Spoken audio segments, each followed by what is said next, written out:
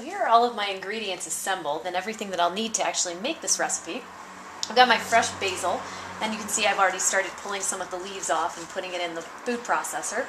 I've got some unfiltered cold processed olive oil because I really like the way that tastes.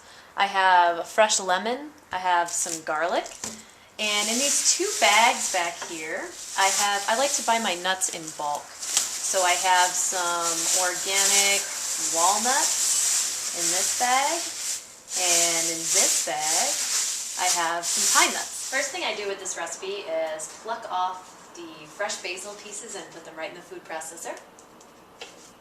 So the way that we blend the basil leaves is actually fairly important. What I'm going to do is do a pulse mode on the food processor. This is going to break up the leaves evenly and allow them to settle each time I pulse it, instead of just running the food processor continuously, which would just shred some of the leaves and they might end up a little uneven. So,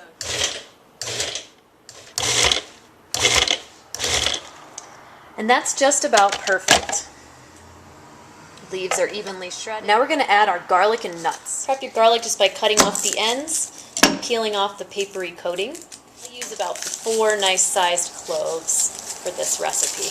I like to give my garlic cloves a little wallop with the flat side of a knife to release some of their flavor before I put them into the pesto mixture. So I'm adding the garlic. So now I'll measure 2 tablespoons of walnuts and 2 tablespoons of pine nuts in with the garlic and the basil.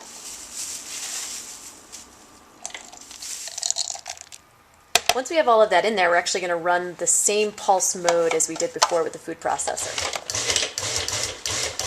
I like to take the cover off every once in a while and check the consistency. So you can see that it's starting to get really nice and broken up. So I'm going to actually take my spatula and just scrape the sides down. Now that I've got the consistency that I was looking for, I'm going to just go ahead and dump out all of the pesto that I've made into a bowl.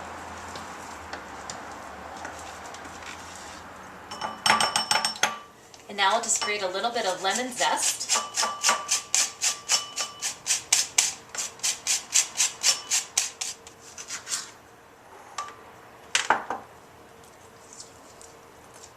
And lastly, the most important part is just to add olive oil.